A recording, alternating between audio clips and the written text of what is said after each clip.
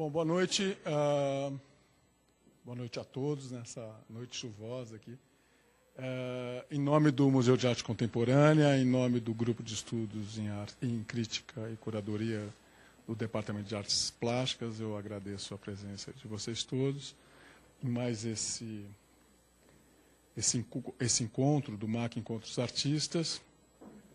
E hoje é uma ocasião bastante especial para nós todos, especialmente para o MAC, porque nós estamos trazendo o Genilson Soares, com a participação especial da Lídia Kumura, para falar de um momento muito significativo, tanto da trajetória dos dois artistas, quanto da própria história do Museu de Arte Contemporânea. Então, eu acho que, tanto para os estudantes quanto para os artistas que estão aqui presentes, eu acho que vai ser uma experiência bastante significativa ouvir o Genilson e ouvir a Lídia também naquilo que eles têm para nos dizer sobre suas obras e sobre os contatos que eles tiveram aqui dentro do Museu de Arte Contemporânea durante os anos 70. Então, eu passo a palavra diretamente para vocês, queria agradecer a presença de vocês e depois a gente abre para as perguntas e, enfim.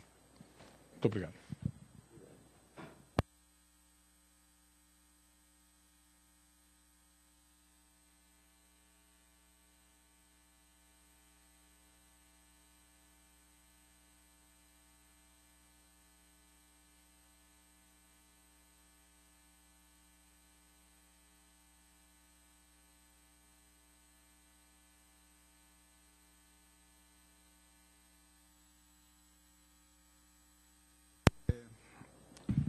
No Museu de Arte Contemporânea, principalmente nas JACs e nos eventos que aconteceram nos anos 70. Essas imagens que estão passando inicialmente, na verdade, são do período bem inicial do grupo, quando nós nos reunimos e decidimos formar o grupo. Eu estava comentando com ela agora que percebi num das fotos aí, que existe o nome grupo, mas ainda não está nem como grupo 3. Na verdade, nós, posteriormente, colocamos o nome de equipe 3, né, para o nosso grupo. E essas fotos são fotos raras, porque eu acabei descobrindo isso, são slides que estão bastante estragados, né, eu vou ter que mandar recuperá-los. E eu incluí também uma sequência de fotos do Francisco Inarra, porque eu gostaria que esse depoimento fosse uma espécie de homenagem ao Francisco, ao grande trabalho que ele teve junto conosco. Então, antes de começar a apresentar as imagens, eu selecionei por períodos, né? Então, por exemplo, as imagens iniciais, depois dessas imagens, junto com que aparece Francisco e imagem do Lanchonat, que foi nosso primeiro trabalho de grupo, eu sequenciei o período que a Lídia ficou e, posteriormente, o período que eu trabalhei, quando a Lídia foi para Nova York, o período que eu fiquei trabalhando com o Francisco até o final dos anos 70, né? Mais ou menos. O nosso grupo, nós começamos a... Eu conheci a Lídia numa exposição individual que ela estava fazendo, e depois ela veio numa exposição individual que eu estava fazendo também em São Paulo, isso no final dos anos 60. 68. Isso, exatamente. E nós conversamos muito na exposição, e naquela época estava surgindo um movimento muito interessante, que era os artistas na Praça da República, expondo na Praça da República. Então, nós íamos lá, levávamos trabalho, a Lídia fazia trabalhos, fazia retratos lá na praça, e nessa praça nós conhecemos o Francisco Inarra. E eu já vinha trabalhando com a Galeria de São Paulo, que eu não falei isso, mas eu sou de Recife, e eu vim para São Paulo no final dos anos 60, 67, mais ou menos. E vim para expor, fiz, até o final dos anos 60, eu fiz uma série, cada ano eu fazia uma exposição nessa galeria que eu tinha contrato. Mas eu não estava satisfeito, eu estava no começo de carreira, o trabalho buscava outras coisas, né? Então, conversando com ela e conversando com o Francisco, nós vimos que tínhamos interesses muito próximos, né? Então, nos reunimos, fizemos um grupo, a gente tinha ideias para propor, né, para os salões, que era a forma de apresentar a arte naquela época. E nós decidimos formar um grupo porque queríamos ter um peso para as nossas propostas, né? Mas a ideia inicial do grupo era de que fosse um grupo onde se preservasse a individualidade de cada artista, né? Então, o trabalho era montado num espaço único, mas preservando as ideias de cada um. Essa foi uma característica mais forte do nosso grupo, tanto que o nosso primeiro trabalho grande, numa exposição maior, que foi a Bienal de 73, intitulava-se Pontos de Vista.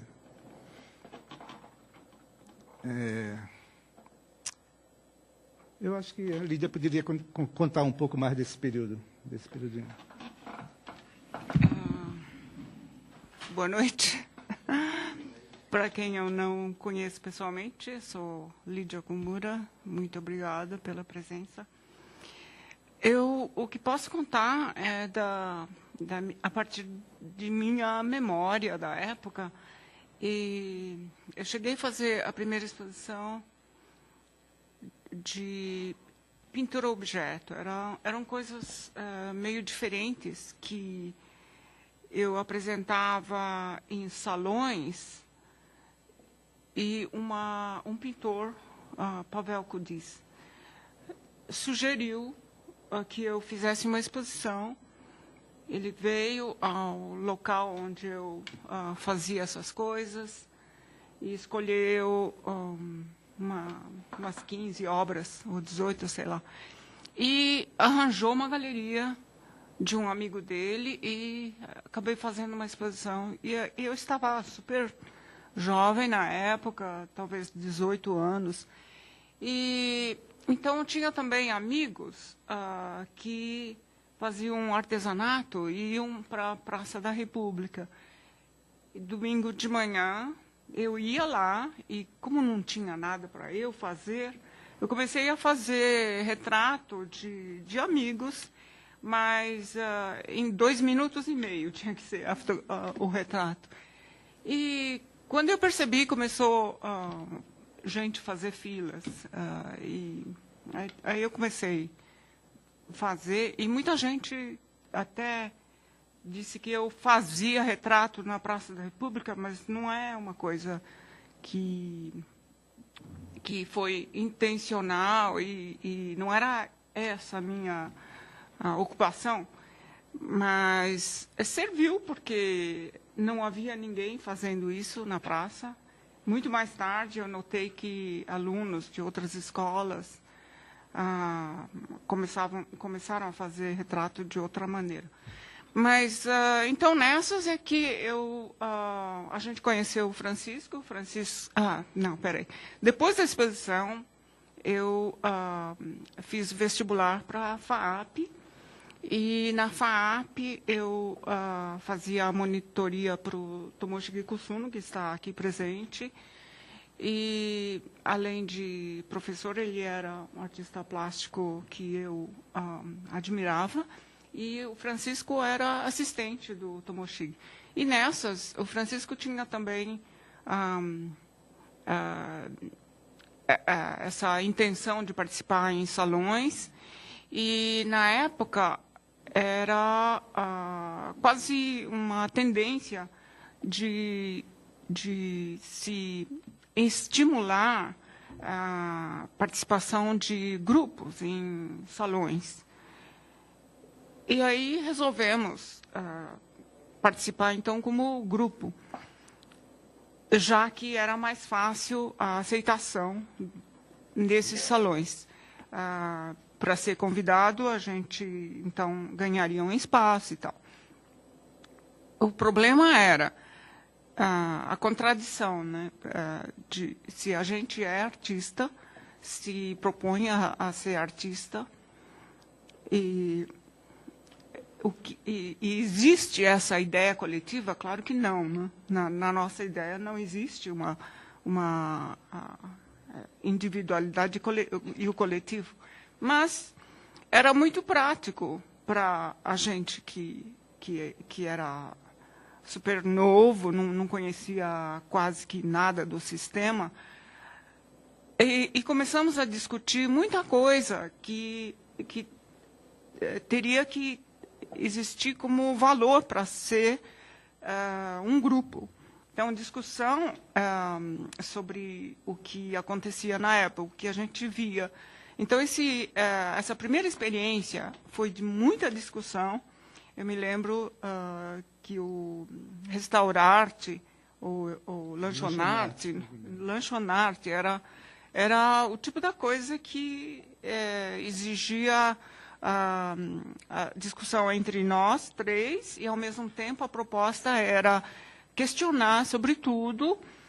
A proposta era participar de um salão, colocava sinaleiros e tudo, tinha-se um módulo, mas o objetivo era discutir sobre arte. E estava fervendo uma série de ideias na época, inclusive porque eu estava na FAAP, e eu lia muito revistas em japonês sobre arte na época, e eu ficava ao par dos movimentos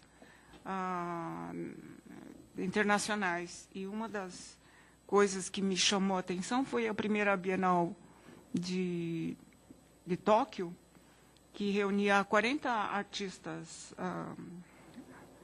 dos Estados Unidos e Europa, e fiquei conhecendo uma porção de possibilidades que me fascinou. E isso também começamos a discutir, inclusive na FAAP, mas entre o grupo. E então, cada oportunidade de participar em algum evento como grupo era uma experiência totalmente nova. Cada participação tinha um sentido que a gente achava que tinha que valer a pena, e que realmente valia a pena. A gente realmente trabalha com muita paixão mesmo, né? Foi uma época fascinante para mim.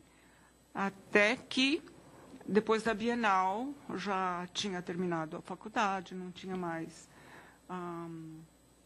quer dizer, eu sempre tive a ideia de sair um pouco do país, e um dos artistas que eu conheci, o Klaus Rinker, na Bienal, foi um apoio que me incentivou, inclusive porque, conversando com ele, defini que Nova York seria o lugar, não é? Porque o Japão eu iria qualquer dia, por destino eu iria mesmo. Mas naquele momento, em 73, da Bienal de São Paulo,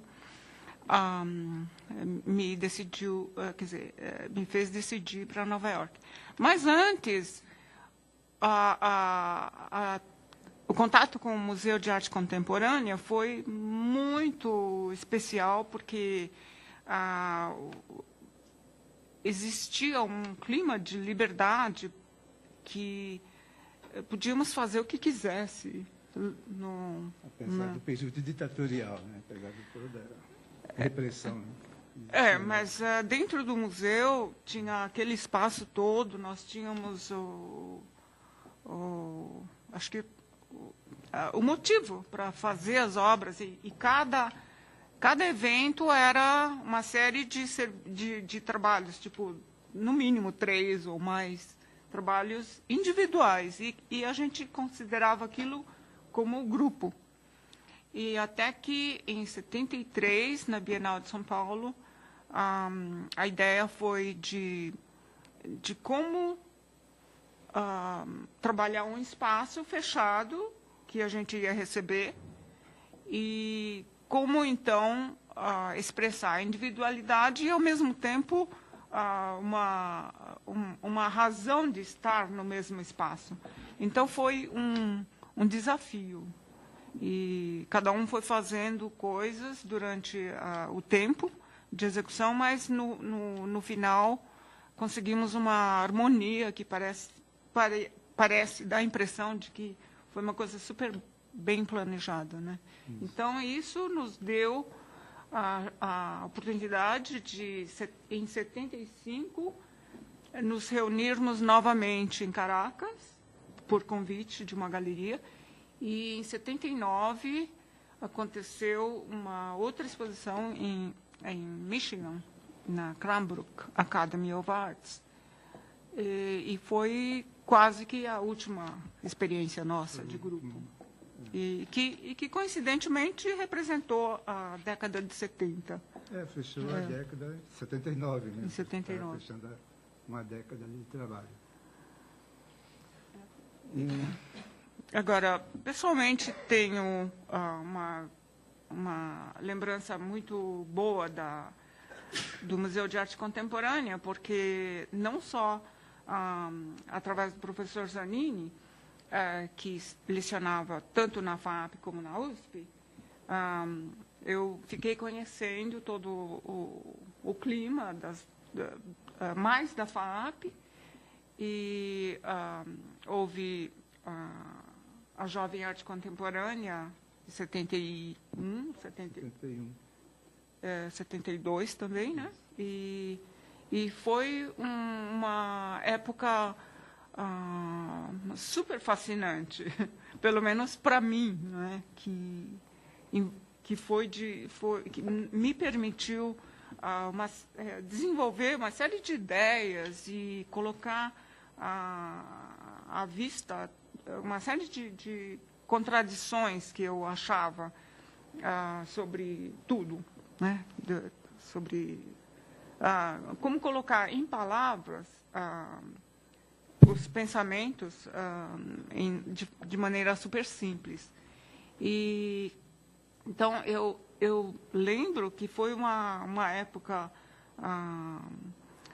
fascinante, que realmente valeu a pena de ter dedicado totalmente à arte. E não foi nada de ateliê nem nada, mas o fato de carregar material para ir a um salão e lá ver o ambiente que era e criar lá mesmo e dedicar toda a energia para aquela execução é uma experiência incrível. Muito dos nossos trabalhos daquele período funcionava como um ateliê. O espaço físico do museu ou da Bienal era um ateliê. A gente passava, por exemplo, na Bienal de 73, nós ficamos 5 dias direto trabalhando na montagem do trabalho, sem voltar para casa, direto no próprio prédio da Bienal. Nas jaques também. A primeira jaca, a jaca de 71, nós ficamos durante as madrugadas, né, trabalhando, que nós fechamos o acesso na rampa de acesso do museu, nós fechamos os 3 descansos, né, o acesso do público à exposição. E, claro, tinha uma passagem que dava acesso para o salão, mas era um trabalho que, aparentemente, era um painel fechando esse acesso à entrada do museu. Talvez com imagens a gente possa desenvolver. Eu vou tirar essas imagens.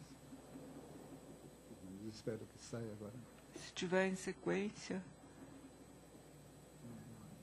O que me falaram aqui é que ando dando para outra. Né?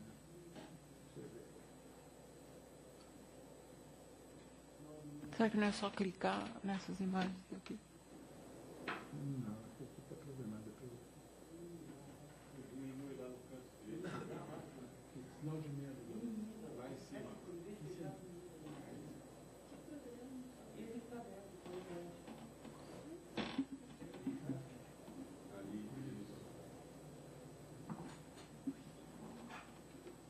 E aí?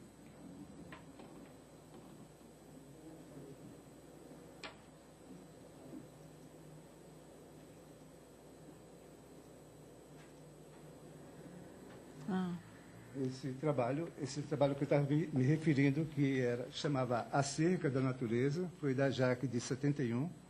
Nós fechamos os 3 acessos, os 3 descansos do acesso ao museu. E existia uma paisagem que era pintada do lado externo, do lado de quem subia para o museu. Da parte de baixo, a paisagem super bem definida. Imagem, Genilson. Do lado do sinal de menos tem um quadradinho. Isso. No meio. É outro. Agora.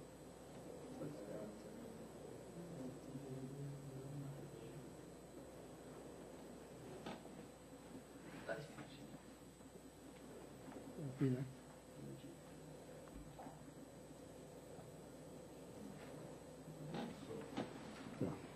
É uma ideia sobre o grupo, para a gente não dizer que só foi grupo de 3, né? A gente convidou um outro artista, o Carlos Asp, que gostava de fazer essas paisagens. Então, nesse projeto, nós éramos 4. Como chamava esse trabalho? Chamava A Cerca da Natureza. Tem imagem colorida também, não tem?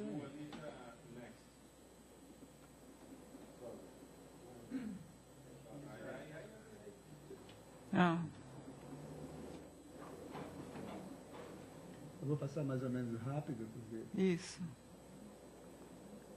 essa era a paisagem mais de baixo, com elementos bem definidos numa paisagem, e à medida que ia subindo, que ia chegando nos outros descansos, a paisagem ia sumindo. Até que no último descanso era só o verde, grama e céu.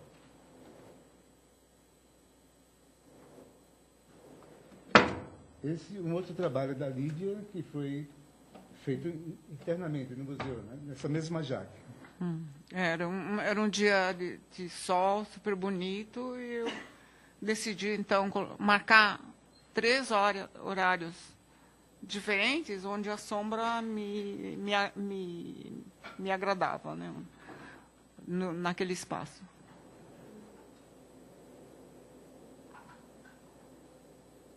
Isso é 71? 71.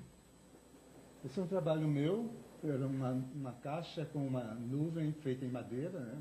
E tinha uma projeção para o painel de vidro do prédio, onde tinha um desenho no painel feito com fita adesiva. Né?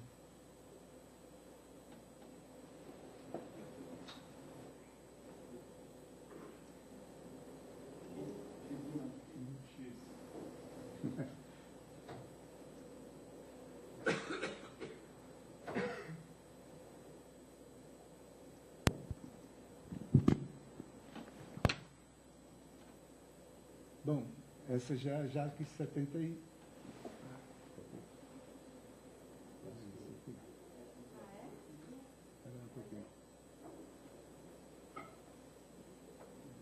Eu de Windows não entendo nada.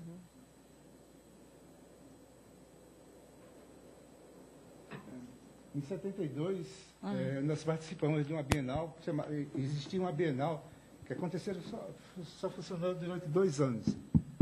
E chamava Bienal Nacional. Era feito nos intervalos das Bienais Nacionais. Internacionais. Das Bienais Internacionais. E essa foi a primeira que teve, chamava Brasil Plástica 72, qualquer coisa assim. E nós apresentamos esse trabalho. Né? Esse trabalho é da Lídia, né?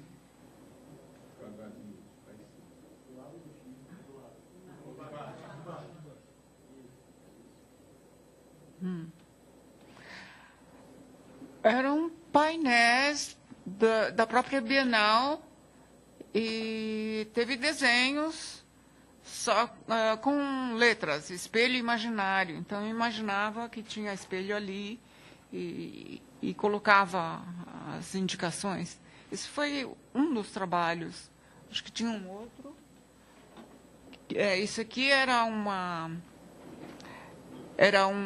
o ponto aí do meio era um visor, como de uma porta qualquer, do olho mágico. Do olho mágico. Do outro lado, eu ampliei a fotografia, tirada de lá para cá, que era o jardim, e coloquei para poder se ver a paisagem do outro lado.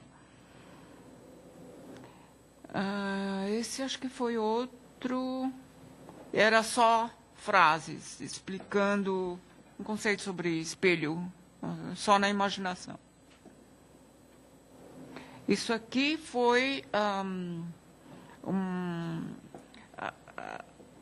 uma obra que incluía barbante de 1 quilômetro, né? Um cubo com 1 milhão de milímetros quadrados. Então, era linear, bidimensional, tridimensional, sobre o milímetro, a ideia do milímetro cúbico, só que disposto sobre, no painel, no chão da Bienal. Esse barbante, então, corria por todo o andar da Bienal.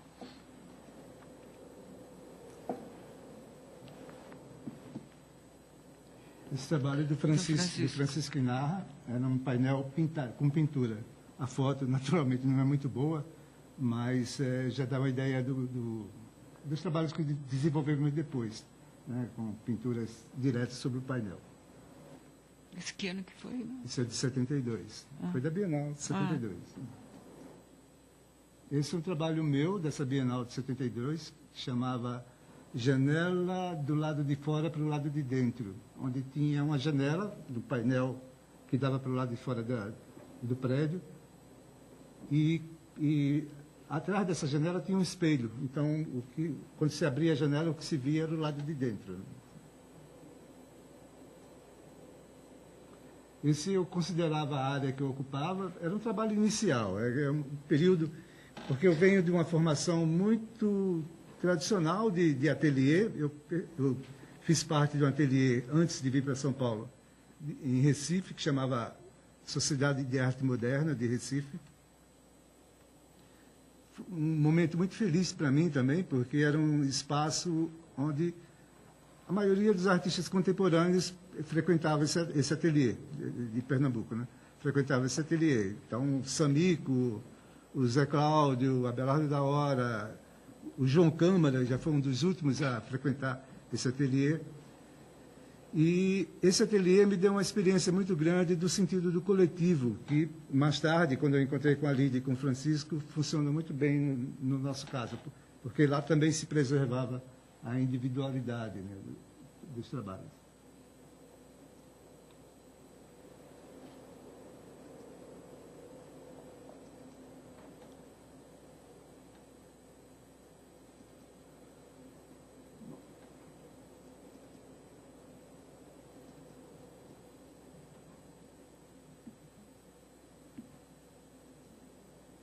Esse trabalho foi da Jaque de 74, foi feito com o meu amigo Roberto Kepler. Nós usamos aquele calçadão do MAN, que acho que já não existe, está sendo ocupado por outras obras, né, de artistas. E consistia no seguinte: colocar duas câmeras em lados opostos e fotografar uma pessoa. Era para ser projetado com slide, né, que na época não tinha computador. Era para ser projetado com dois aparelhos de slide e ao mesmo tempo, né, ao mesmo tempo que uma imagem passava e seguia na direção da outra câmera do outro lado, essa imagem ia sumindo e a outra ia crescendo, né?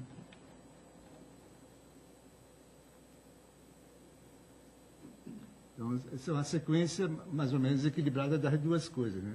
Das duas câmeras. Uma colocada de um lado, outra do outro. Lá no fundo ficava uma outra câmera que fotografou esse lado, né?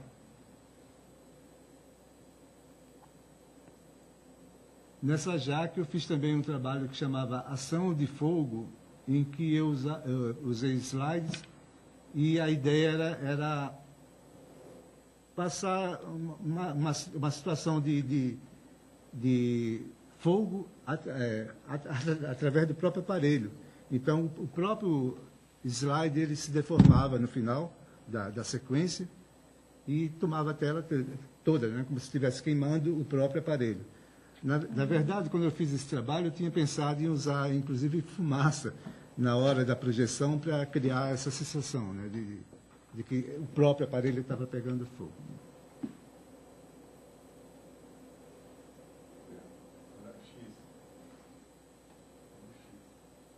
Acho que é a última sequência.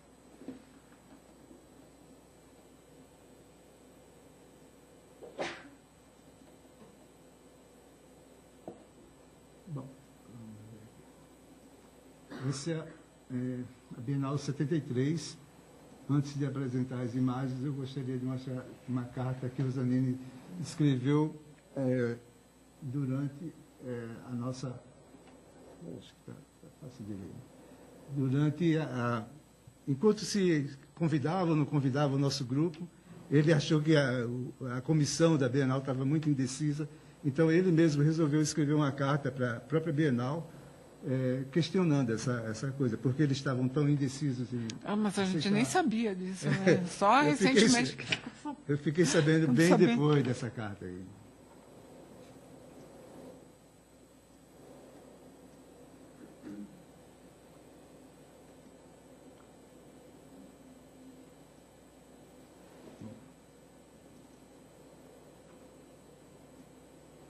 Esse trabalho da Lídia, da Bienal de 73. Isso aí. Quando a gente recebeu esse espaço, eu coloquei esse... Não? Ah. Não, mas o que? Sim, não vou apagar, não. Então, começou assim, e a gente, nessa época, tínhamos uma máquina um pouco mais decente, né? E começamos a fotografar e depois ia correndo revelar e tudo. Era muito trabalho. Mas eu reservei algumas fotos durante a execução e levei comigo para Nova York, porque eu ia fazer o curso de gravura lá, que eu ganhei bolsa no Pratt Graphic Center. E, então, já era um dilema, né? Eu fazia tridimensional, ia fazer gravura, então só podia carregar essas fotos e fiz gravura, serigrafia com fotos. E também lá eu montava maquetes e fotografava para transformar em serigrafia. Interessante observar que no meio do espaço que nos foi reservado, existia uma coluna, e que essa coluna foi devidamente integrada no trabalho. Né?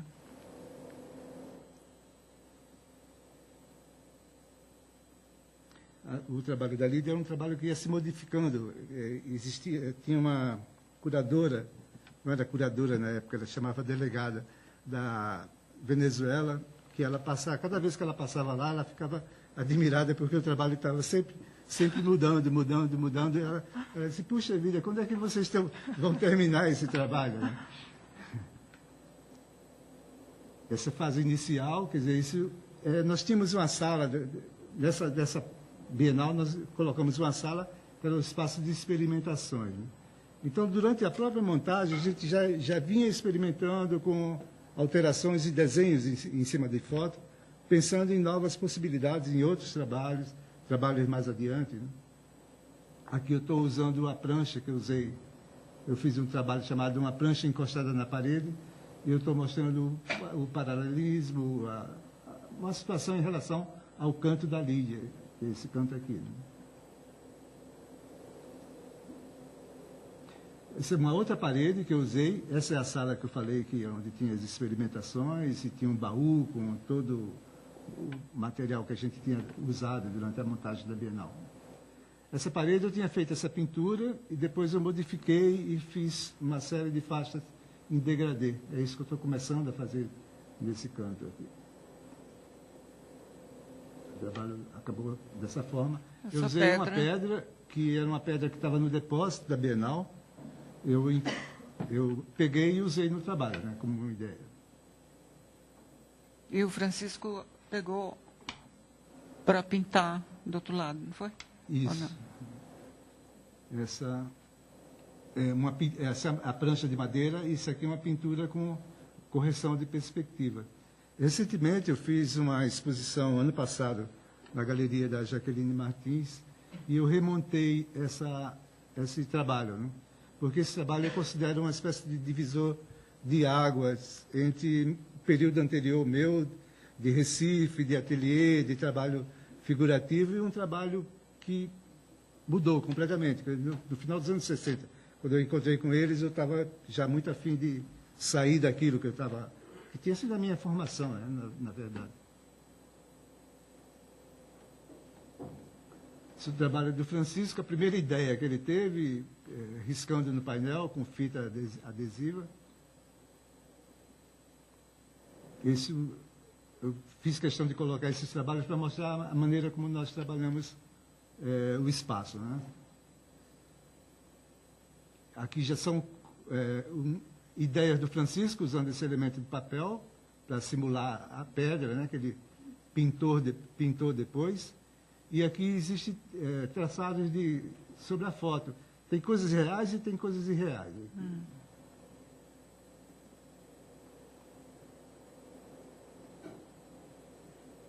Esse trabalho final do Francisco, ainda com uma interferência nova em cima do trabalho dele. O trabalho, na verdade, estava sendo mostrado, era esse aqui. Esse aqui é um detalhe da minha prancha, aqui é uma pintura, né, na verdade. Isso é uma geral, né, da instalação.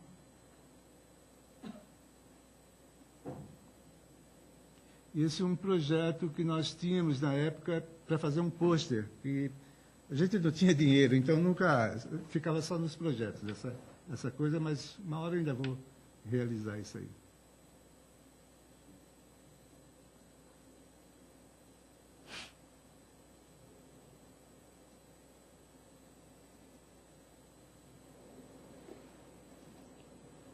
Bom, agora eu vou... Acabou o período de grupo com a Lídia, né? Esse trabalho foi o final...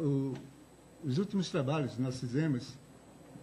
Só tem uma obra minha de serigrafia que eu participei individualmente Esse aqui, do MAC. ela tá mais adiante no outro. Tá. Peraí um pouquinho, deixa eu ver uma coisa.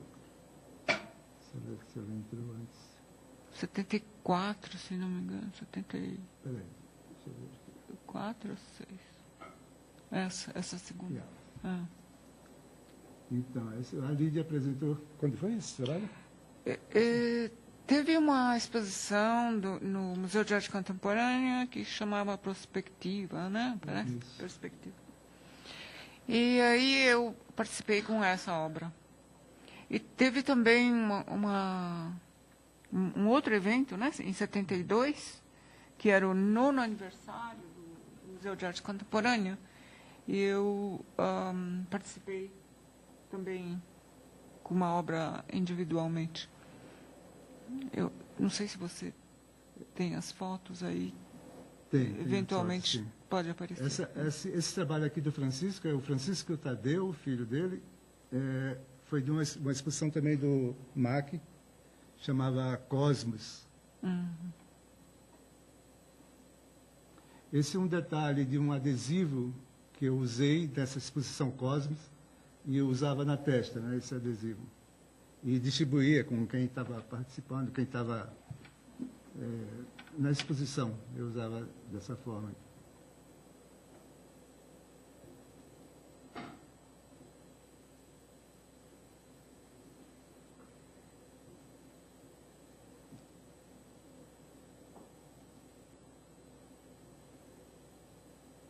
Bom, agora vamos à Bienal de 74. Em 74, depois que a Lídia foi para Nova York, nós ficamos muito em dúvida o que fazer, se continuávamos ou não como grupo, se a gente ia desenvolver carreira individual. Então resolvemos, surgiu uma outra Bienal, que era a Bienal Nacional, né? Nesse ano, 74, teve essa Bienal. Então, conversando com o Francisco, disse, vamos mandar uma proposta para lá. Então, nós pedimos um espaço aberto, seria em U, para fazer uma instalação. E daí, quando chegamos no dia da montagem, que foram nos apresentar o espaço, o espaço não tinha nada a ver, né? Era um corredor estreito e ficava embaixo do mezanino da Bienal. Então, não tinha a menor condição, né, para fazer a proposta que a gente tinha pensado. Então, nós resolvemos mudar na hora, né, lá mesmo, né, durante a montagem, e fizemos um trabalho irônico, que chamava Num Espaço Apertado. Essa foto é da maquete que nós pensamos em pintar uma árvore invertida e uma árvore no teto também, da Bienal, no piso e no teto, né? No piso aqui do mezanino e no teto. Esse é o corredor, né? Você imagina um espaço que seria aberto e deram um corredor comprido, né?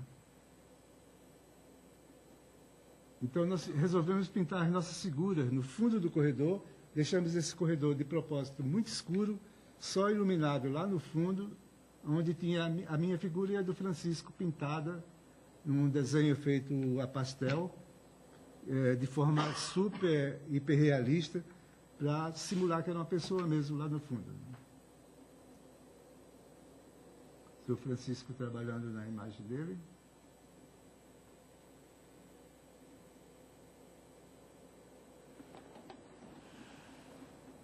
Aqui o trabalho já está quase todo pronto e os últimos retoques, né, antes da abertura da Bienal. O Francisco preparando a máscara para a pintura da árvore. O corredor e a iluminação lá no fundo.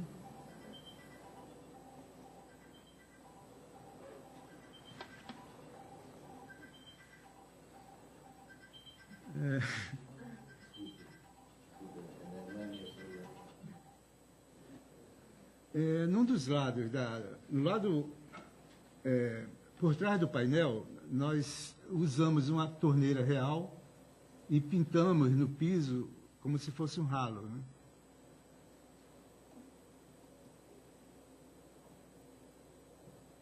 Então deixamos um pano como se fosse uma coisa, um ambiente sendo limpo, né, nesse local. Havia um pouco de ironia porque desse lado ficava o restaurante da Bienal, né?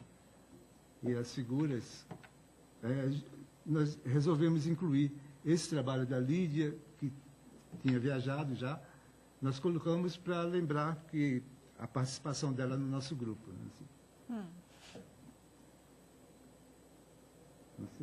Um detalhe da iluminação, com a entrada de luz, né?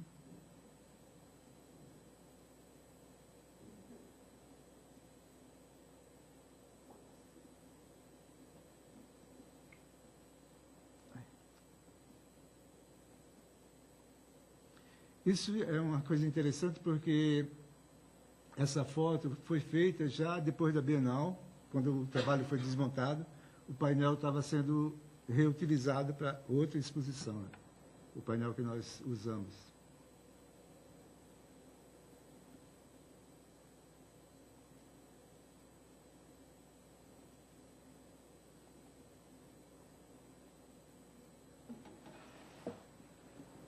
Esse trabalho foi feito, eu resolvi incluir para mostrar uma forma da gente trabalhar e porque também surgiu uma coisa interessante, que foi a primeira ideia de apropriação com obra de outro artista. Nós fomos participar de um salão que chamava Arte Agora, no Museu de Arte Moderna do Rio, e fizemos um trabalho que era uma pintura em cima da marquise que tem na frente do museu. Então, era um trabalho para ser visto de dentro do museu, chegava-se lá e olhava-se num quadradinho e se via o trabalho do lado de fora na marquise. Era uma circunferência, chamava circunferência com sombra. E era uma circunferência pintada nessa marquise. Ela, na verdade, era uma grande oval, mas de dentro do museu a leitura dela era retificada, né? Ela ficava como se estivesse na vertical.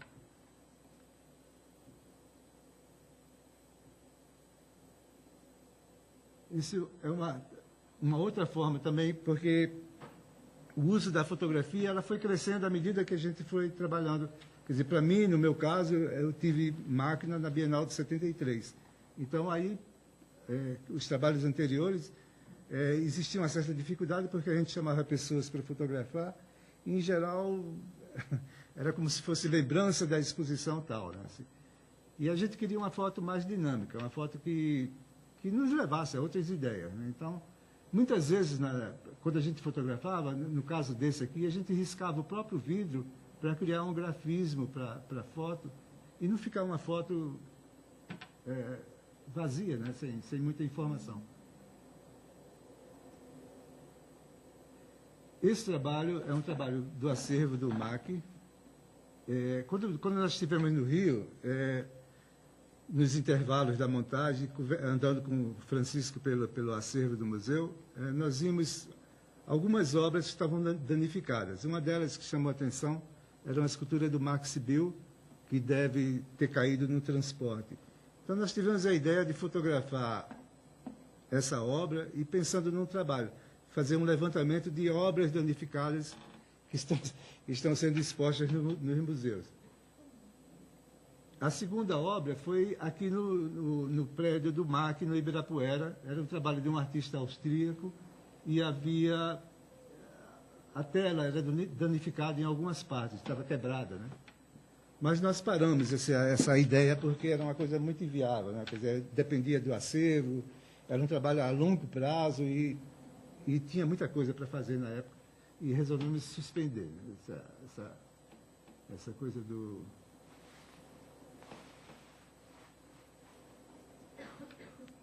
Esse é o trabalho que eu comentei da circunferência com sombra, né? Essa é uma sequência fotográfica. E essa imagem de dentro do museu tem a circunferência retificada aqui. É uma pena, eu não posso mostrar esse trabalho em tamanho maior porque teria que ser em fotos individualizadas. Mas essa era oval, vista de um ângulo. Aqui você já vê que ela está um círculo, né? Que ela está retificada aqui. Né?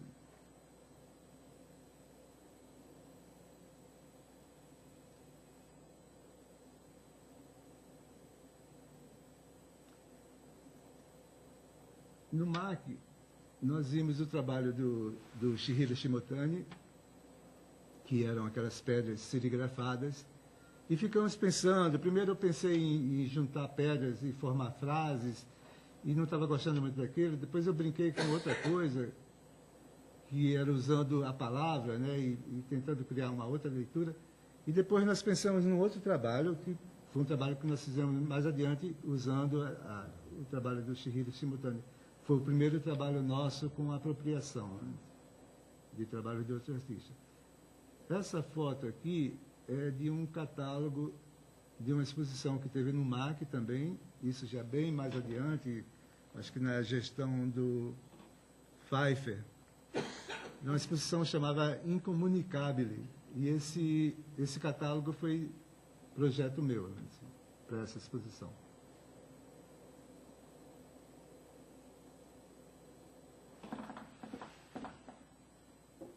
Em termos do Museu de Arte Contemporânea, a gente podia falar um pouco da JAC 72, né? Isso. Que tem, inclusive, uma obra que a gente fez isso na coleção. Isso, incluindo os fluidos. Porque teve essa exposição Jovem Arte Contemporânea no Museu de Arte Contemporânea em 72, e foi uma experiência um pouco diferente. Quando os organizadores resolveram dividir um espaço pequeno do MAC em lotes, e cada lote foi sorteado.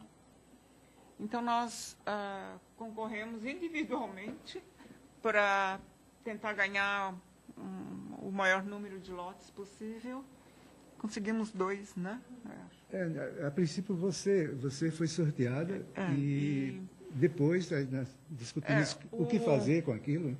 O interessante é que eu tinha a expectativa de que haviam artistas residentes fora, inclusive artistas famosos, europeus, que eu tinha muito interesse, que tinham mandado projetos e como é que ia ficar esses artistas. De repente, ficou-se que quem não estava morando aqui não ia participar do sorteio.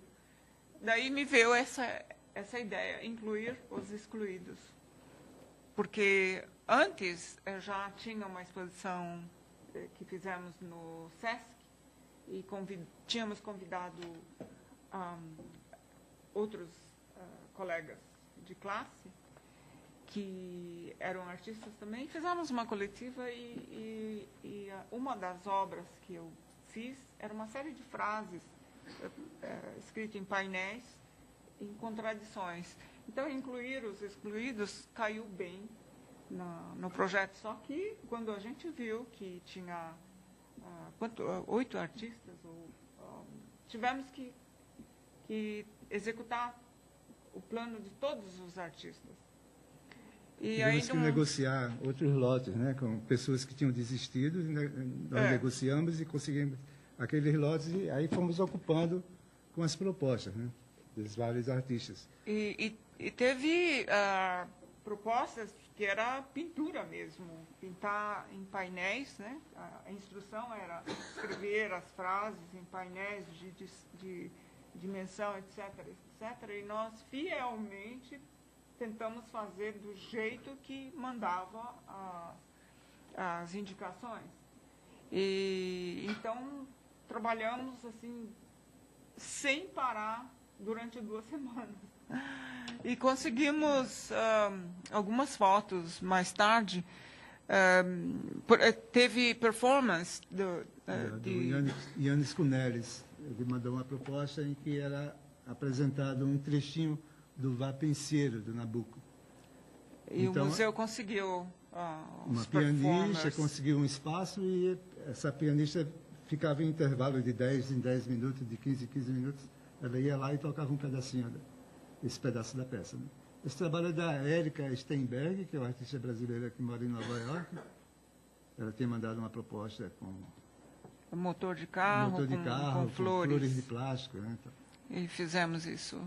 Esse trabalho aqui é do Arthur Pisa, que mandou uma proposta super diferente do trabalho dele, que era uma cabaninha com uma imagem projetada de mar e um som com música do Caymmi, tocando.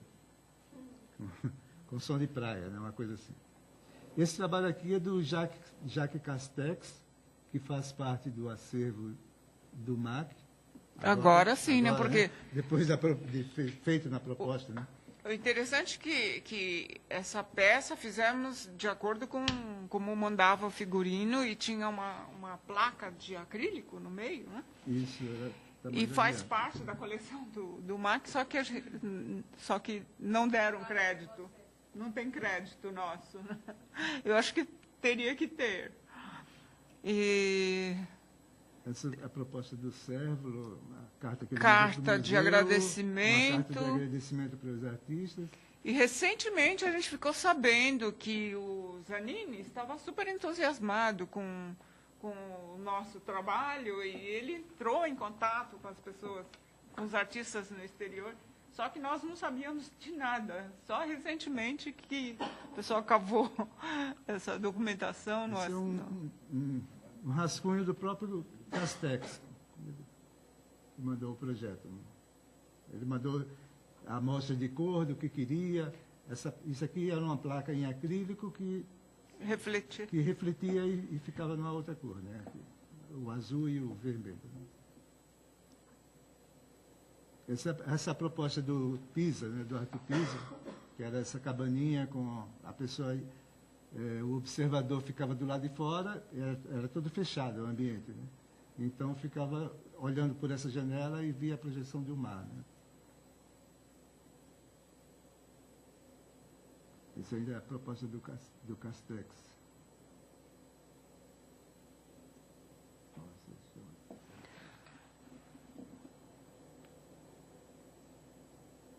O mais interessante dessa obra é que hoje muita gente diz que eu não participei dessa obra. E as pessoas leem o que está escrito e continuam repetindo. Lídia Okumura não participou dessa obra. Dessa obra, que é a proposta nossa dessa exposição? Na verdade, teve duas publicações, uma numa revista inglesa chamada After All, que uma inglesa veio aqui há uns 2, 3 anos atrás e fez entrevista comigo e escreveu, não sobre o nosso trabalho, mas a matéria dela foi toda ilustrada com fotos do nosso trabalho. Ela escreveu sobre as bienais dos anos 70. Né? E aí eu fiquei muito admirado porque ela nem gravava, nem anotava nada. Né? E quando ela publicou o trabalho como sendo só meu e do Francisco, talvez pelo fato da Lídia ter viajado um pouco antes, quer dizer, em 73, acho que ela pensava que a Lídia não estava aqui na época da Jaque, né, dessa Jaque, que foi em 72. Né? E teve uma outra publicação, que foi o catálogo, foi o texto que saiu na exposição que eu fiz com o Francisco em 2003, no Centro Cultural Maria Antônia, que também no texto fala-se desse trabalho, mas não cita o nome dela. Eu fiquei muito chateado com a coisa, porque a gente não tem a prova do texto para corrigir, e eu só vi quando já estava publicado, né, a coisa.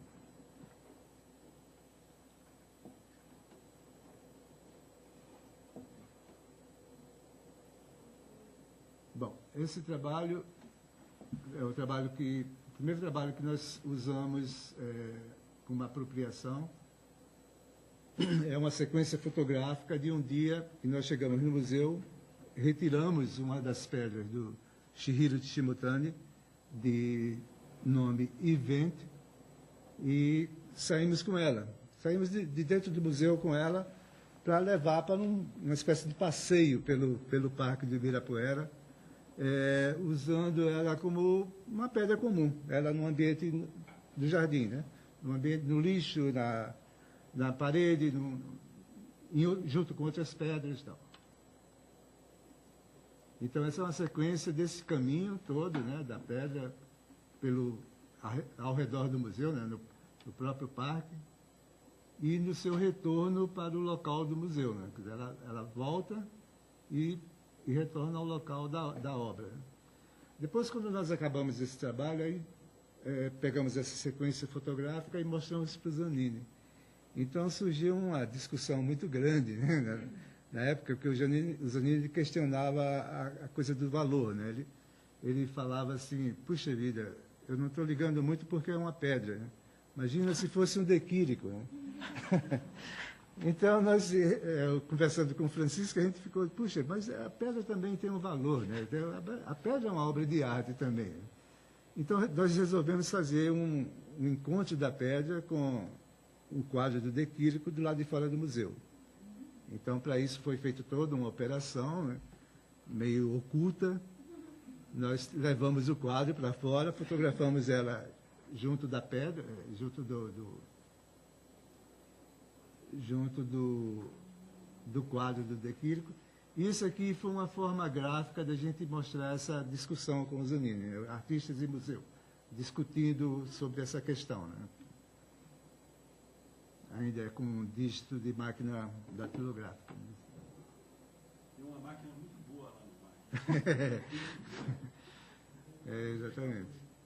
Isso, o restante do trabalho, né, que é a retirada do trabalho do dequírico, ela foi fotografada lá perto da rampa, né, naquele pinheirinho, naquela palmeirinha que tinha do lado da rampa. Tem o quadro e a pedra. E depois a volta do quadro, né? Claro, né? Isso aí gerou outra coisa no Zanini, né? Outra discussão. Segurança. Né? Sobre segurança do museu, tal, sobre essa coisa, tal. Então, nós partimos para um outro trabalho, né? Posterior a esse trabalho, o Zanini acabou mandando. Essa é a montagem geral, né, desse trabalho. O Zanini acabou mandando para uma exposição no CAIC e também mandou para uma exposição em Selby, na Alemanha, a sequência fotográfica. Né? Porque ele tomava um susto na hora, mas depois ele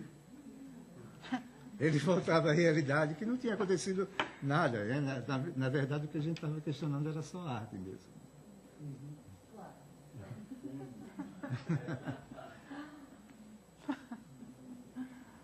Então, no ano seguinte, nós resolvemos fazer esse outro trabalho, chamava Presente de Natal. Nós chegamos cedo no museu, fizemos cópia da chave do museu, entramos no museu, e aí começaram a chegar os funcionários do museu, seu Silva, seu João e tal. O Irone. Hã? Olha o exemplo. O Irone. E o museu era praticamente um ateliê nosso. A gente passava a tarde inteira lá, conversando com os meninos, ou fazendo trabalho e tal. Então, eles viram a gente mais cedo no museu e achavam que era uma coisa normal, né? E a gente correndo, porque o tempo era curto, né? Até 11 horas, que era a hora que chegava o Zanini. O trabalho tinha que estar pronto nesse horário. E daí fizemos o trabalho, que pegamos esse painel que dividia essas pedras de Shimotani. Do outro lado existiam os repolhos. Era a serigrafia do próprio Shimotani, mas com outro material, né? Com tecido. Então, essa sequência é a sequência inicial, né, desse trabalho.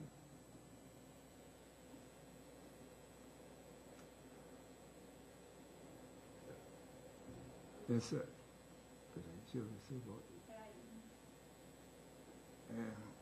Aqui eu estou junto com a pedra. A pedra, naturalmente, foi uma outra pedra escolhida propositalmente para esse trabalho, que chamava Safety.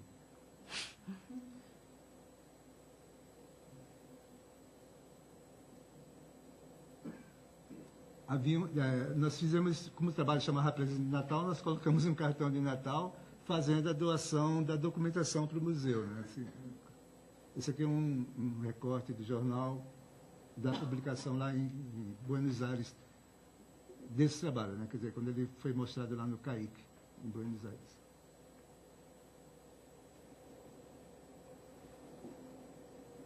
Olha o Castex ali. Esse é o Castex exposto sem os devidos créditos. Desculpa, eu não sei se nas próximas fotos tem, mas fala pra gente, por favor, na foto anterior tem uma intervenção também na escultura do Marini, tá? Ali já era riscado, né? Não era real ainda. Era riscado na foto, a gente já pensando numa... Que incrível, eu entrei e estava aqui. É aqui, né? Foi riscado na foto, mas era a ideia inicial do que a gente poderia fazer. Né? Tá. Ainda não era o trabalho, não. O trabalho foi feito bem depois, porque depois dessa exposição, desse trabalho, né? Depois que esse trabalho foi mostrado, o Zanini resolveu, ele já tinha decidido isso aí, né? Fazer um espaço que chamava Espaço B, que era um local do museu para trabalhos desse tipo, de experimentações. Então, no dia da abertura dessa exposição do Espaço B, nós fizemos um outro trabalho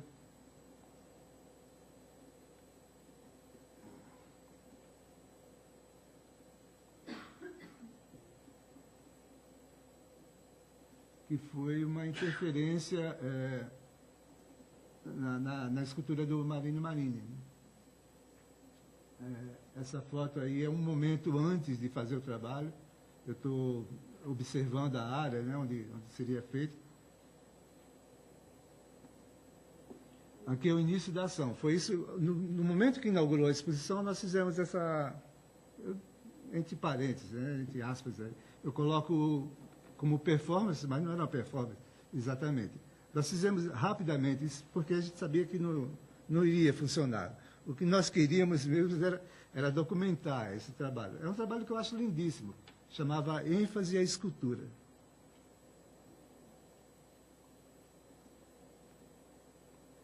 Nós amarramos uma corda, colocamos um calço embaixo do cavalo, que esse cavalo que está aqui do lado, né? Um calço de ferro aqui embaixo. A escultura ficava levantada e presa por essa corda na parede.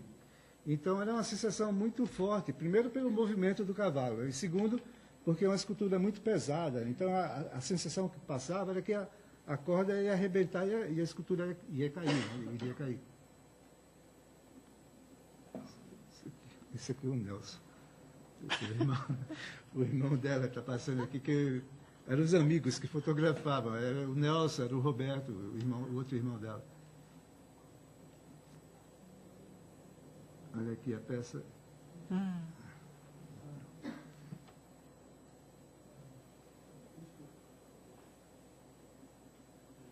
Eu vi esse cavalo numa feira de arte lá em Nova York.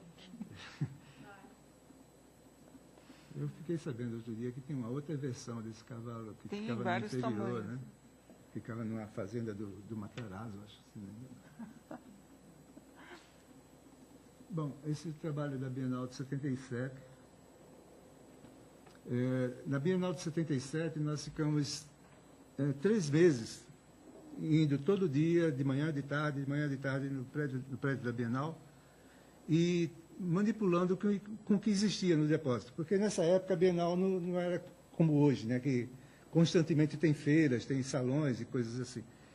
Naquela época não, fechava e ficava um período fechado até a próxima Bienal, até ter algum evento mais pesado que acontecia lá no prédio. Mas, em geral, ficava fechado e não acontecia nada. Então, a gente usava como ateliê, né? Era o prédio inteiro como ateliê. Então, nós fomos para lá 3 meses antes e ficamos usando esse material de depósito e armando em formas de escultura, em formas de desenho, na própria fotografia, né? Essa sequência diz muito disso aí, porque essa é a proposta nossa, essa página inicial nós montamos isso em forma de caderno, né? Então, era manipulando com elementos, né, do próprio espaço físico lá do prédio, com coisas do lixo, do depósito. Eu vou passar mais ou menos rápido, porque é uma sequência mais longa, assim. Mas era usando esses grafismos, né? Usando o próprio ângulo da foto, ia modificando. E nós estamos fotografando e refazendo, fotografando e fazendo coisas, né?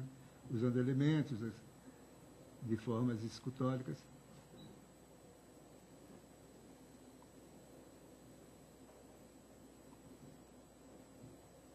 Eu lembro que na Bienal de 77 nós conhecemos o Slade, como é o nome dele, o diretor da Cranbrook, o Roy Slade.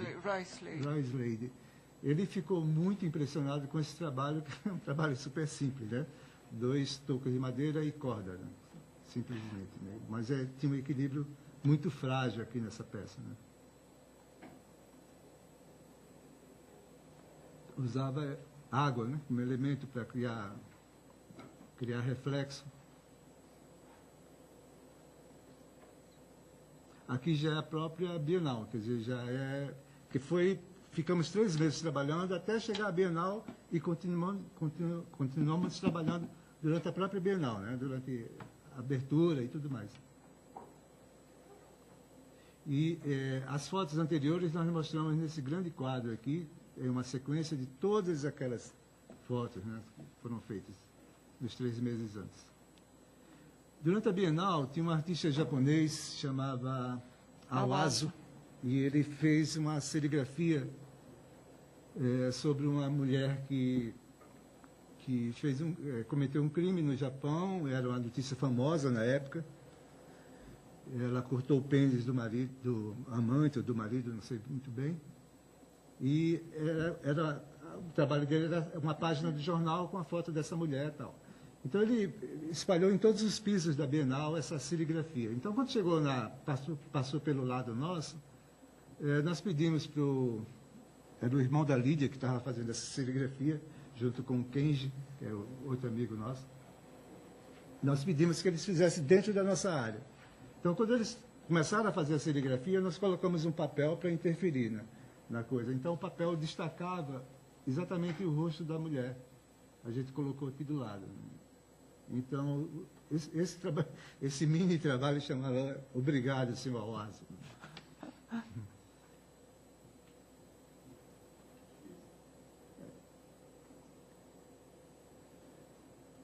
Nessa Bienal eu participava individualmente.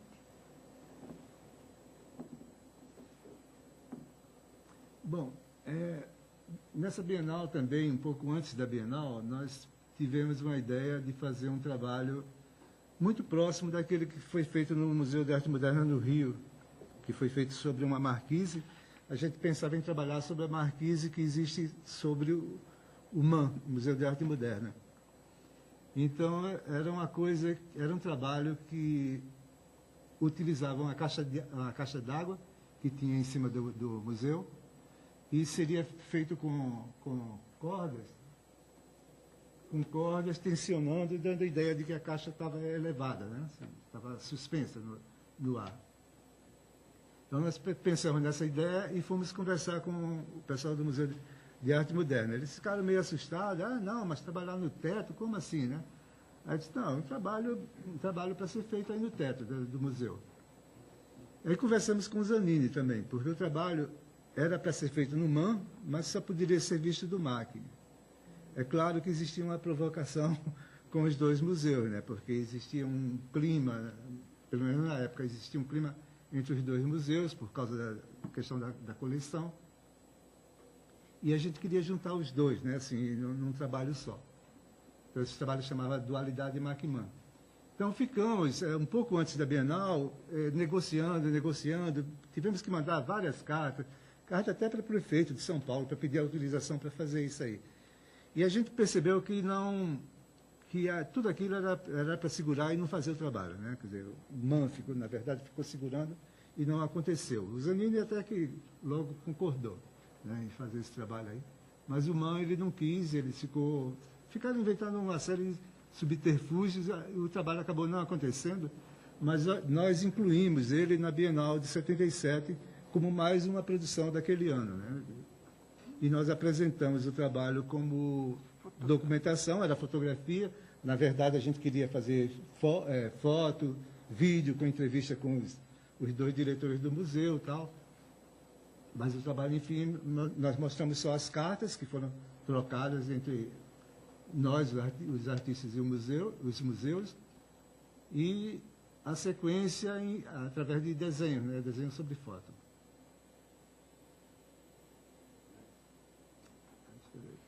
Não, aqui são as cartas que nós mandamos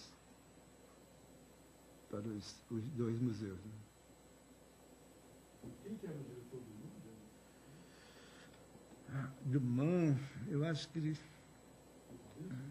Não era Paris, não. Foi antes, era uma mulher, era uma senhora. Eu não lembro o nome dela, não. Agora. Eu não lembro o nome dela. Não lembro, não. Não. Eu só coloquei a diretoria. Né? Bom, aqui já são trabalhos da Bienal de 79. Foi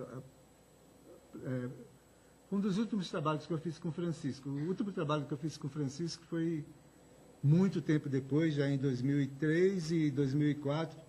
Eu fiz uma instalação no Centro Cultural Maria Antônia, e em seguida teve uma outra instalação que foi num hotel que estava sendo tinha falido e estava sendo desativado, e teve uma coletiva nesse hotel.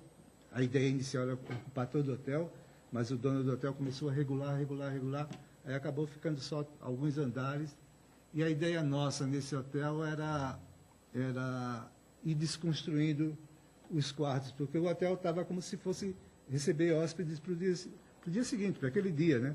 Tudo arrumado, as salas, estava todo pronto para receber alguém. E durante a montagem da exposição, várias pessoas chegaram para se hospedar e perceberam que o hotel tinha fechado. E acabamos, esse trabalho do hotel foi o último trabalho que eu fiz com o Francisco, foi em 2004. Depois fomos trabalhar, não sei o que e tal, tínhamos ideias para muitas coisas, né? Mas o Francisco, algum tempo depois, ele faleceu. Né? 2009. Esse trabalho aqui é da Bienal de 79, chamava Projeto para o Sol das 5 às 6, em que eu usava a luz do sol durante esse período, né? Das 5 da manhã às 6 da tarde.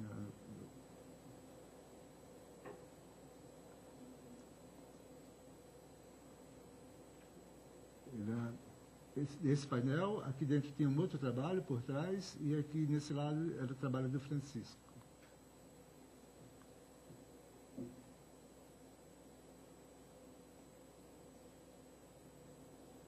essa parte de trás desse painel anterior, né?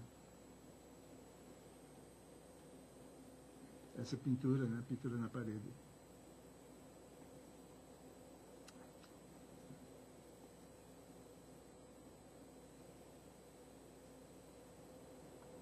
Existia uma peça que ela ficava circulando, que era chamava cerne, era uma peça, uma seção de madeira, um corte numa árvore, e tinha uma barra de metal que ficava no centro, bem no centro dos vários nós da madeira. Né?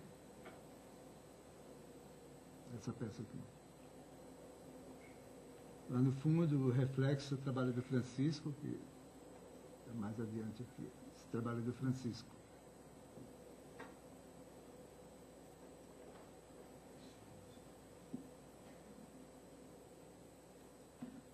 Existia uma dificuldade muito grande porque os painéis eram horrorosos, uma coisa inacreditável, né? Porque tinha esse suporte embaixo, entrava luz, a gente queria que encostasse no chão, que não tivesse essas emendas, mas não tinha jeito, era isso que tinha. Mas atrapalhava demais, né? Na hora das fotos atrapalha muito, interfere demais, né? Essas falhas no painel, né? Nos painéis.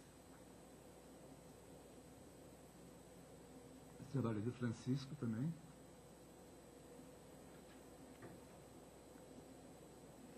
Esses são desenhos sobre o painel do Francisco também. Bom, e é isso.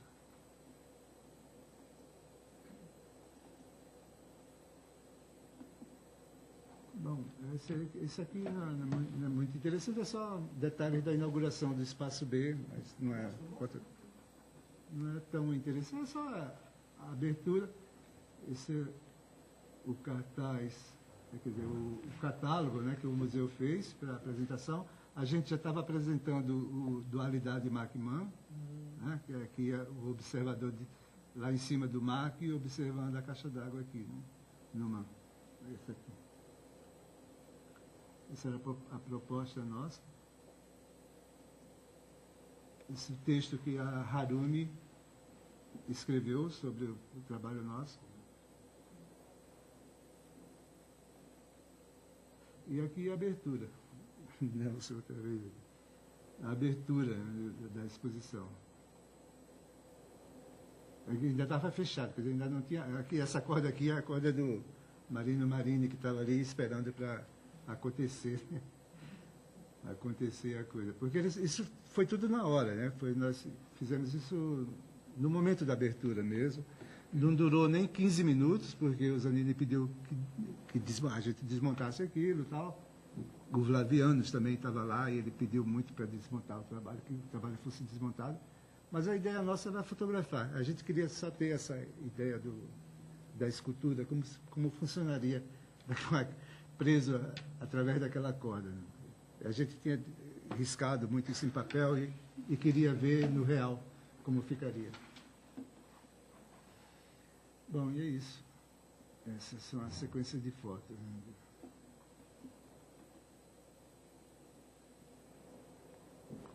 Né? Bom, eu deixo em aberto agora perguntas, né, sobre.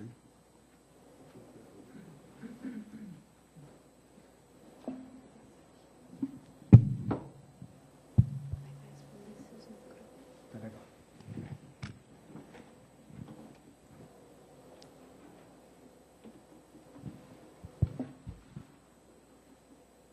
Perguntas?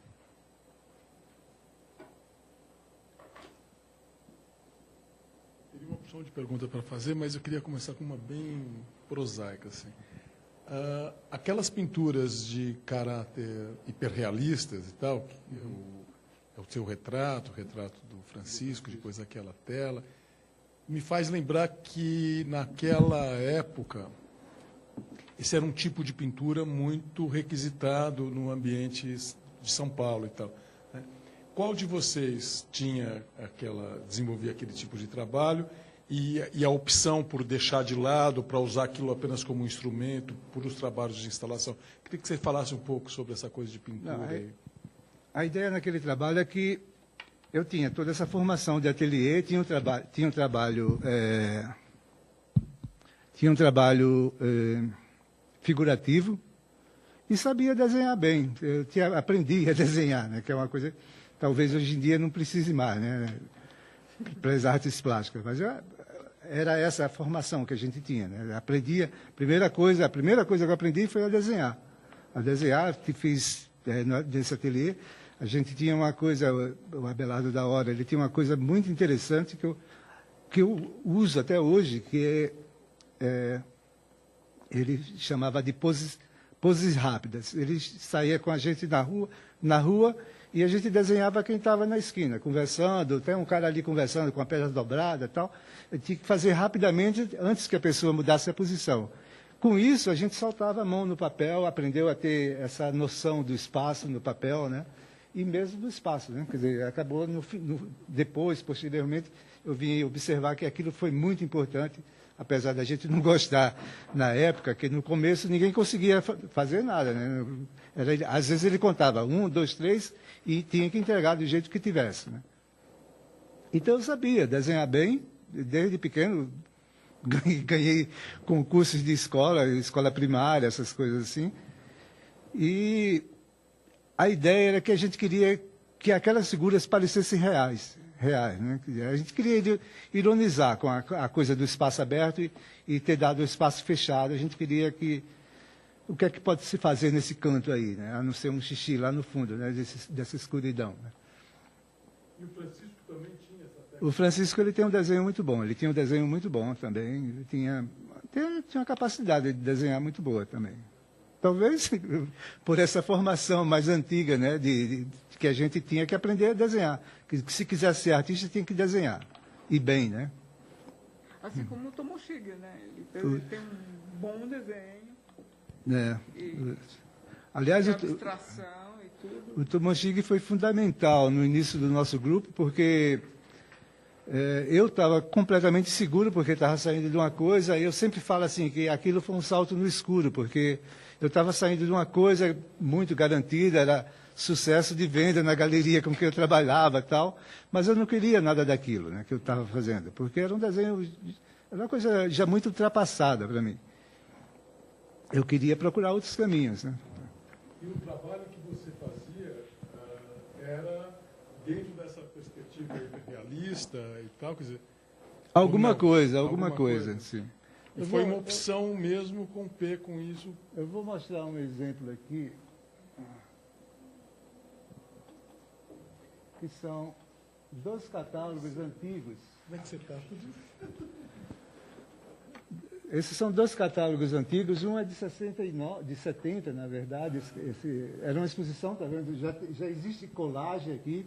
Eu estava me despedindo da galeria aí, praticamente, né? Quer dizer, eu já estava em briga com essa galeria. E eu fiz essa exposição, que foi um texto que eu gostei muito, foi um texto escrito pelo Flexo. E ele foi muito em cima da temática, que era um questionamento sobre tecnologias, sobre ideologias, né, da época, essa utilização, né, de esquerda-direita.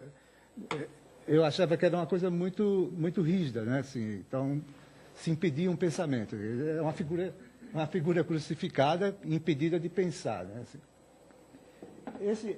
Esse outro catálogo aqui já é de 72, foi quando a última exposição do contrato meu com a galeria, já era, você vê que o trabalho muda completamente, já é de uma coisa... Lembra mesmo. Assim. Já é de uma coisa assim, de uma viagem, resultou de uma viagem ao Nordeste em que eu observei que eu estava me despedindo, na verdade, do Nordeste da minha infância. Né? Assim, o Nordeste ia crescer, ia mudar, o asfalto estava chegando e aquilo não existiria mais, pelo menos daquela forma, né? Assim, como era romanticamente no passado. Né? Assim. Esse foi o segundo... entre uma exposição e outra, você já dá para perceber a mudança de trabalho, mas sempre utilizando a pintura, o desenho, né, de uma forma mais tradicional.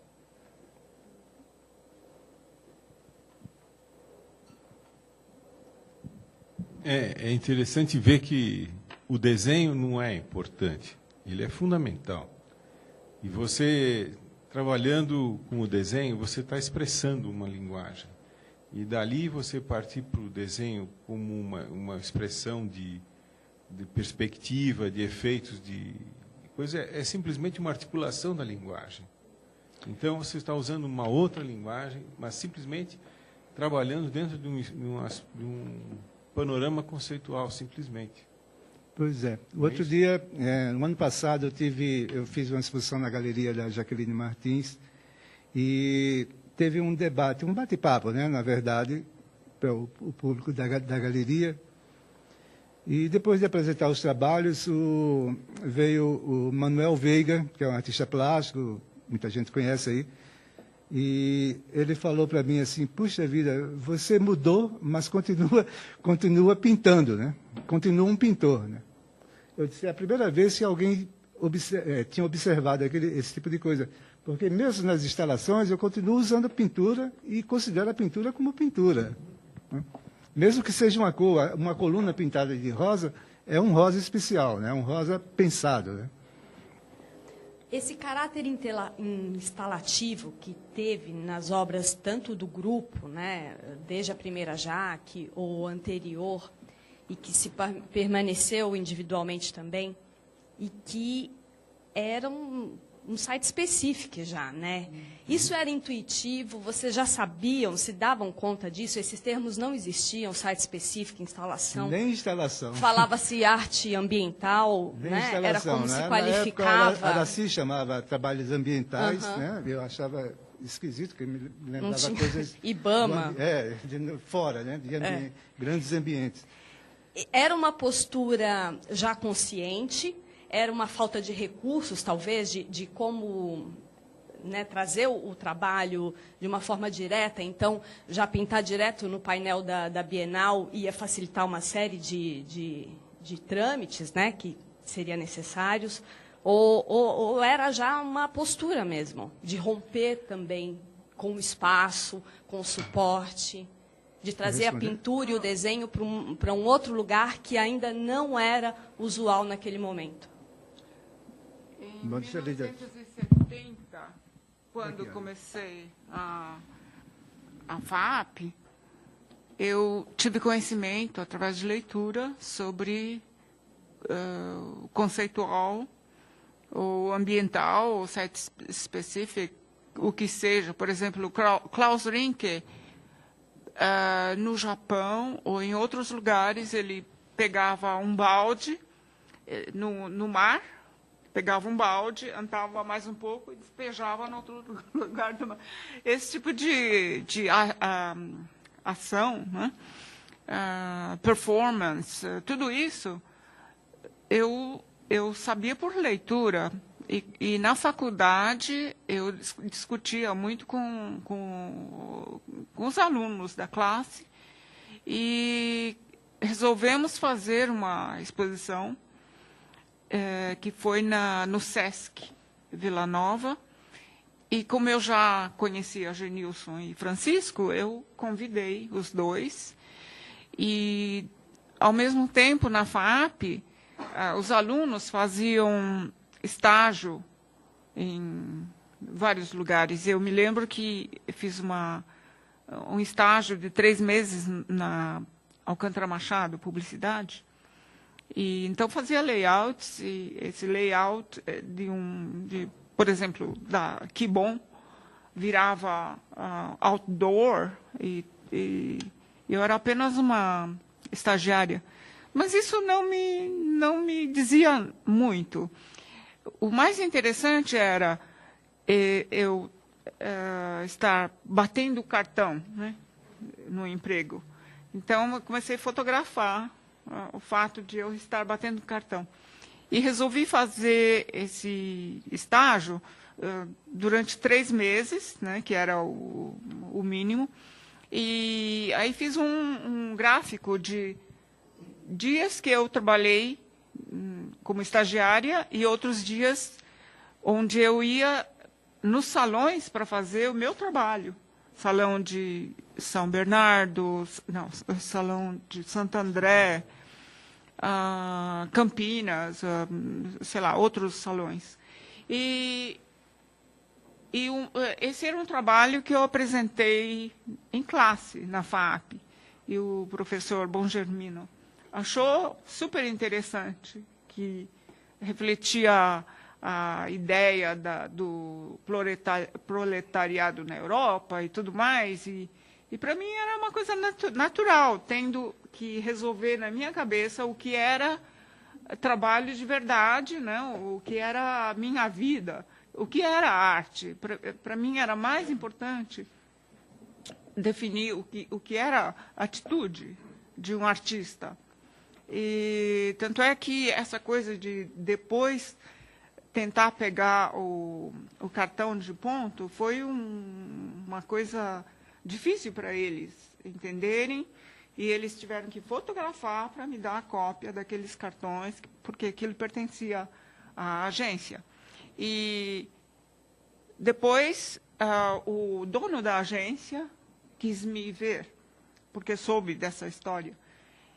E ele me ofereceu a trabalhar na Alcântara Machado. Eu disse, não, eu não posso, porque eu estou indo eu vou continuar a minha carreira de arte, né? E então foi essa coisa. No começo eu não sabia a diferença entre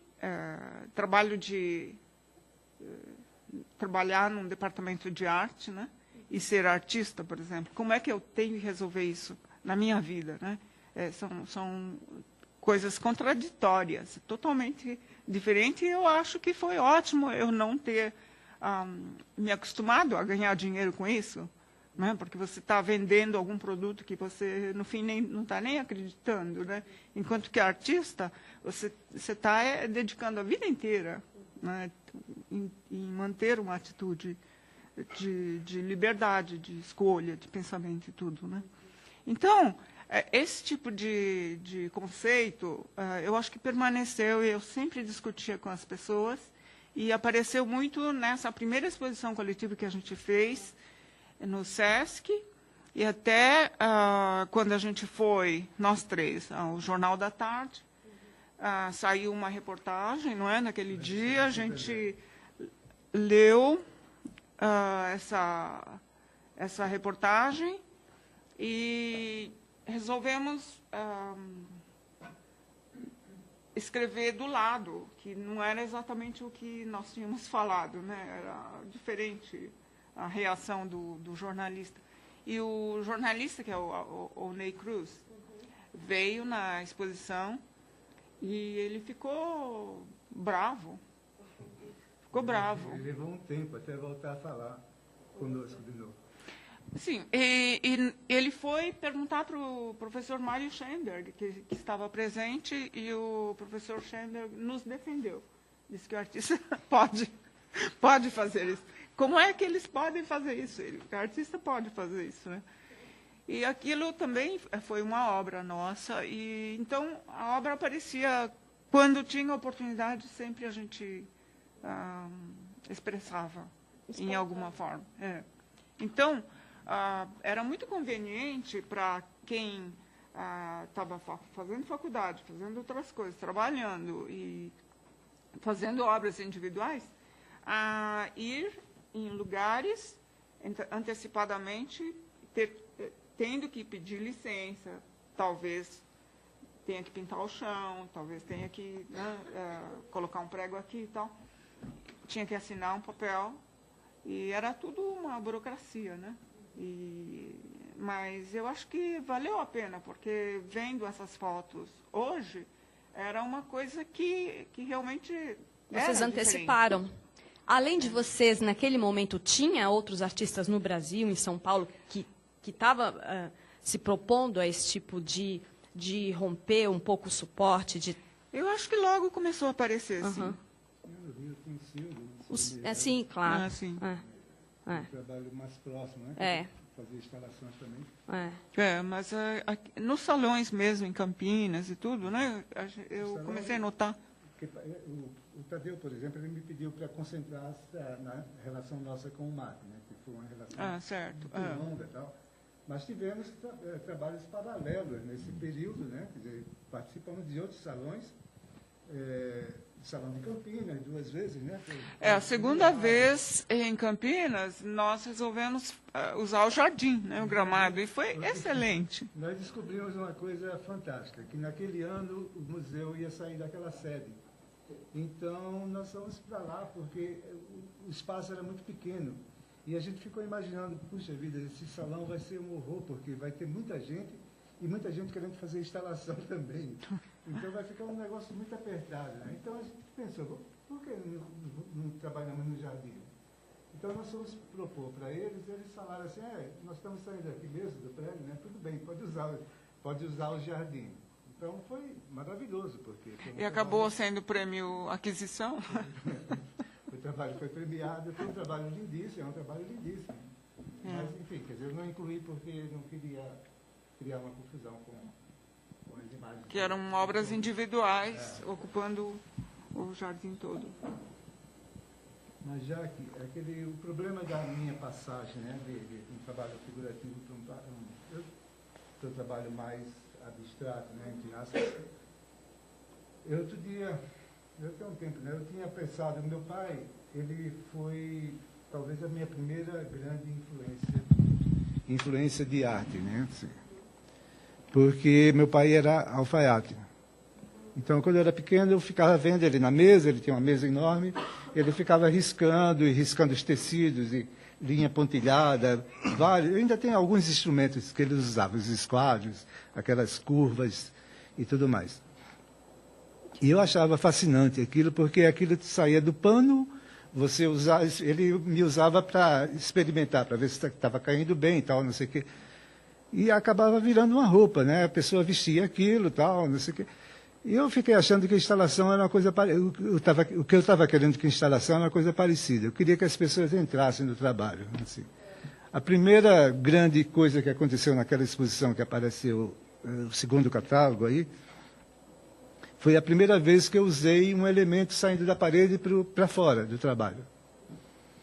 Então aquilo criou uma outra situação para mim, porque eu podia andar em volta, o trabalho crescia, tinha gente até que passava por baixo, né? Aí eu disse, achei interessante. Aí eu disse, não, o caminho é esse, né? Quer dizer, eu comecei a desenvolver o trabalho e eu achei que tinha muito a ver com essa coisa do vestir, né? Vestir-se de arte, né? Vestir um ambiente, né? A pessoa se vestir de uma arte. Né?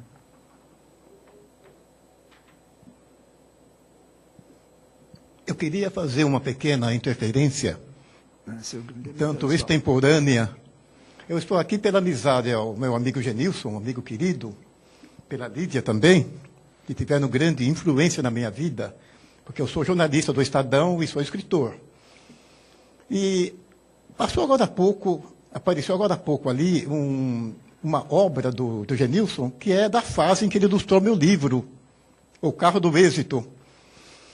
E com todos os prejuízos que eu tive quando perdi as ilustrações do Clóvis Graciano, que me deu de presente 6 ilustrações para um livro meu, que se perdeu no Martins, o Genilson compensou sobejamente com o trabalho que ele fez. Um dos maiores desgostos que eu tive foi perder o Graciano que eu tinha. Mas o Genilson, com as ilustrações que ele fez para o meu livro de tendências afro-brasileiras, que também o Clóvis também estava fazendo a mesma coisa, ele compensou isso sobejamente. E eu acredito que o sucesso que está tendo o meu livro, em parte, foi dado pela Folha como ótimo. Não sei se o Genilson acompanhou isso. A avaliação dada pela Folha. Mas essa avaliação não é só pelo meu texto, não acredito que seja meu texto apenas, não. É um encantamento pela beleza do livro em si.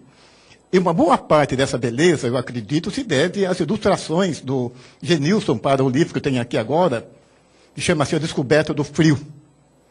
E, eu estou fazendo uma interferência, talvez, que não... Para mostrar o apreço ao Genilson, um dos capítulos do meu romance, quando eu descrevo a sala de um dos personagens, o quadro que eu vou descrever é exatamente um que eu possuo, é um desenho que eu possuo do Genilson. Talvez ele saiba disso, talvez Talvez não ignore. Mas, quando eu descrevo o personagem principal do romance, eu descrevo a casa dele, a cama, o local onde ele abre a janela. Então, na parede está, até o tamanho da obra, e claramente, concretamente, um trabalho do Genilson. Então, é uma homenagem de afeto e ao talento, e também à minha amiga Lídia. Eu comecei a apreciar a arte de verdade, para valer mesmo, com o Genilson e com a Lídia. A Lídia retratou meus filhos. Lembrei-me hoje, quando eram pequenininhos, ela fez retratos dele, com uma caneta, etc. A primeira obra de valor, de certo peso, que me abriu os olhos daquelas antiguidades em que eu andava, foi um desenho do Genilson que até hoje eu guardo.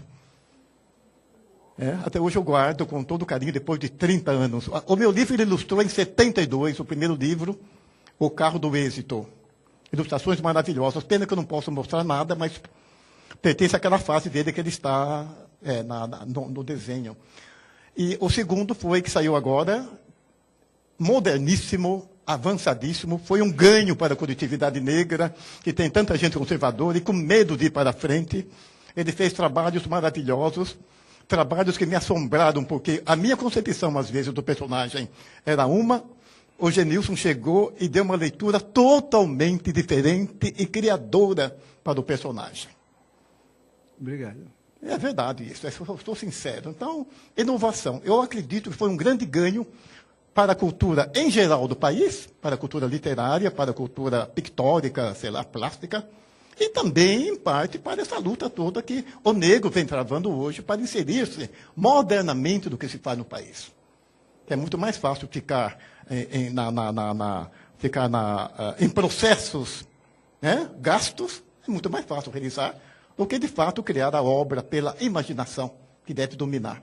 Eu agradeço muito, Genilson, essa oportunidade de estar aqui, de vê-lo, de ver a Lídia, e de ter dois livros. Não sei o que ele fez mais com ilustrações para outros. Eu teria até curiosidade de saber o que mais ele ilustrou.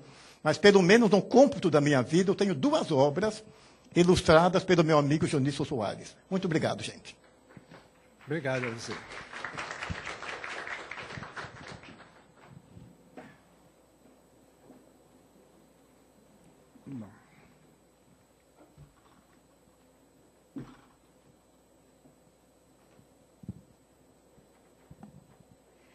Bom, eu sei que está avançado da hora, mas eu não deixei de pensar, enquanto o Genilson falava e a Lídia também, numa questão bastante contemporânea que tem aparecido na literatura, sobretudo de catálogo, que é o conceito do artista pós-estúdio, que é esse artista contemporâneo que vai de uma bienal a outra, do outro lado do planeta, e que usa o avião, o hotel, para produzir, porque, afinal de contas, é nesse trânsito que ele produz.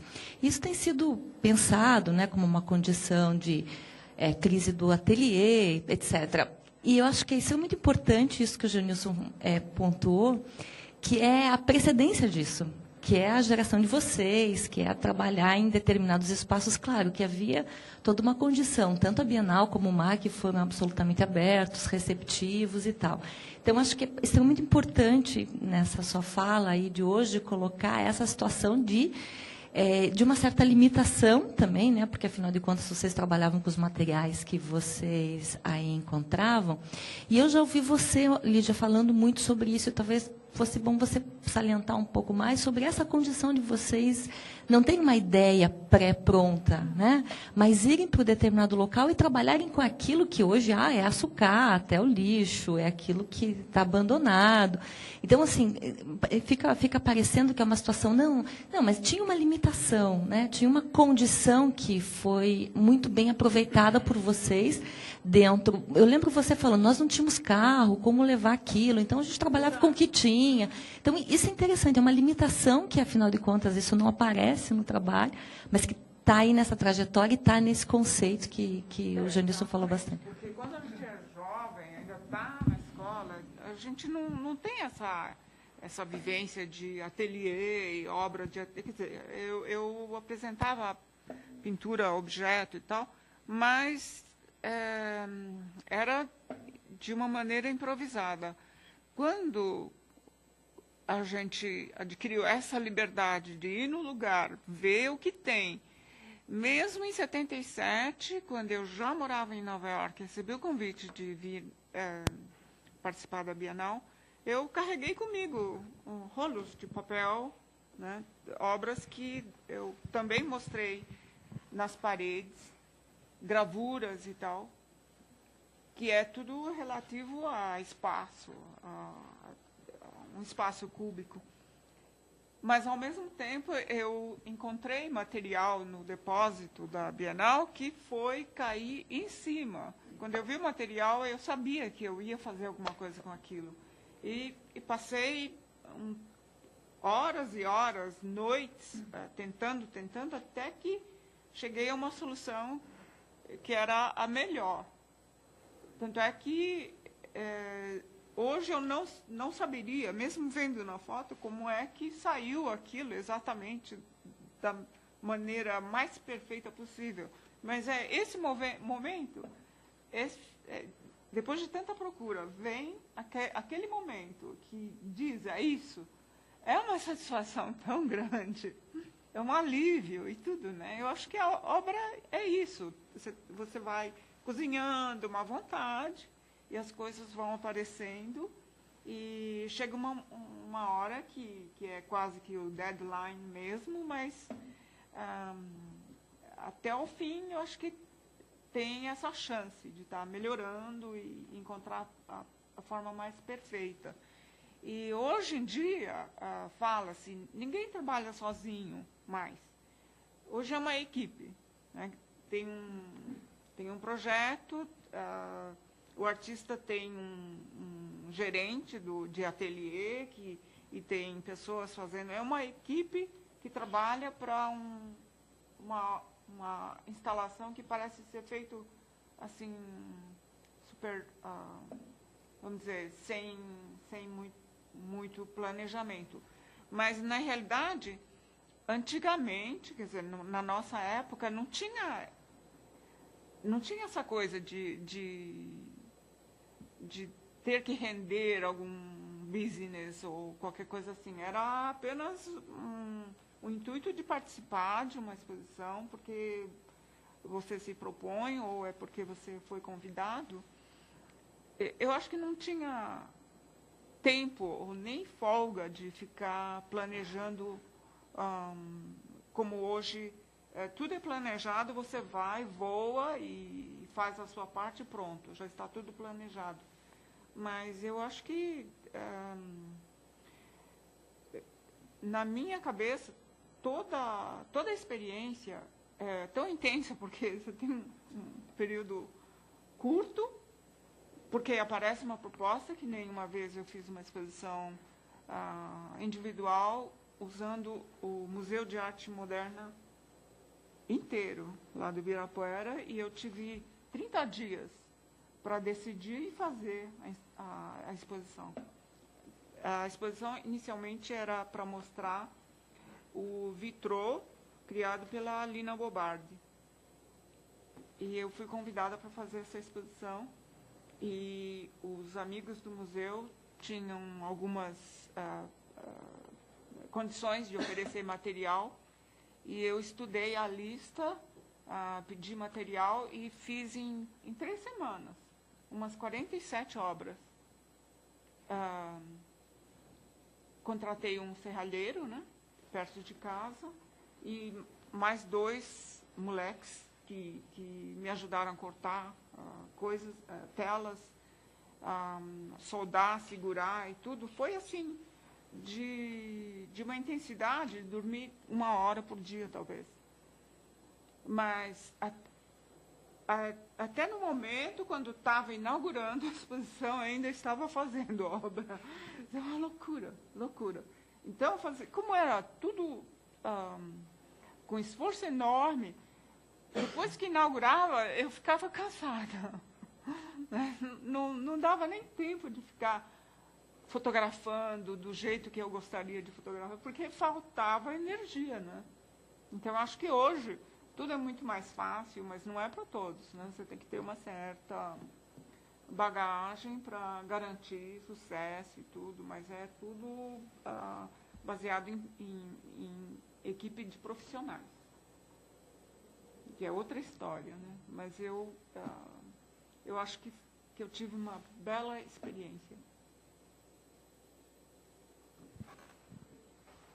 Queria saber se teriam mais uma pergunta, alguma questão, que já são 8 horas.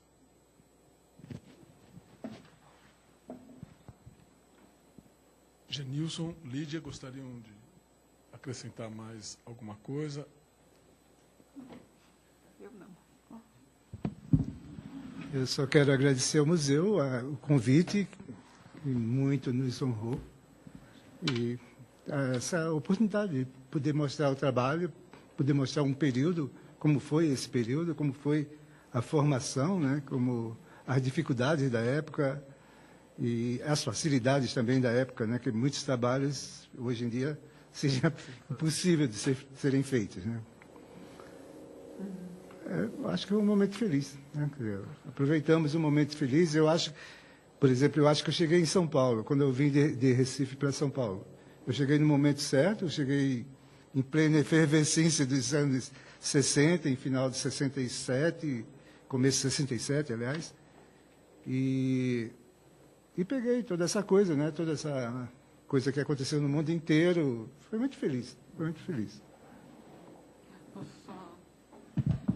Agora, eu me lembrei, já que estou falando do Museu de Arte Contemporânea, a experiência com o museu foi a experiência da minha juventude, tudo. E foi muito feliz porque existia essa informalidade ainda.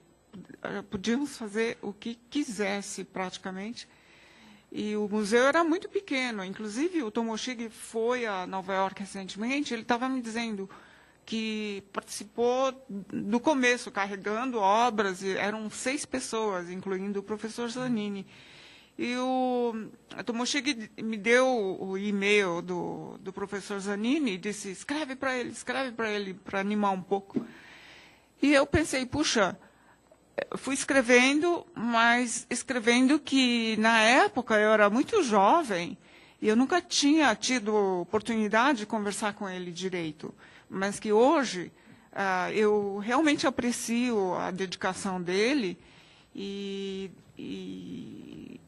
que recentemente eu soube também de cartas que ele tinha escrito à Bienal e aos artistas que a gente incluiu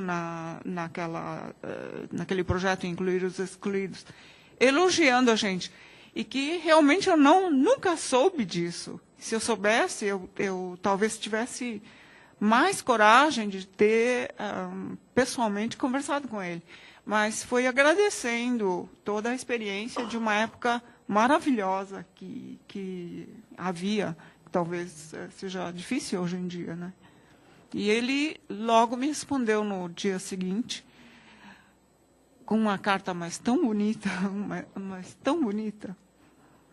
que fez o meu dia mesmo. Foi maravilhoso esse contato. Então, agradeço a todos vocês que estão continuando o trabalho aqui.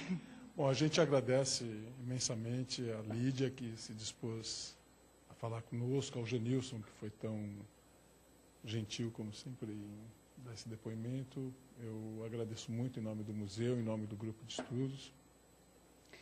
E eu gostaria de comunicar a todos que na próxima terça-feira nós teremos o depoimento da Carmela Gross, que é uma outra artista que se inicia também no final dos anos 60 e desenvolve uma obra também de grande interesse.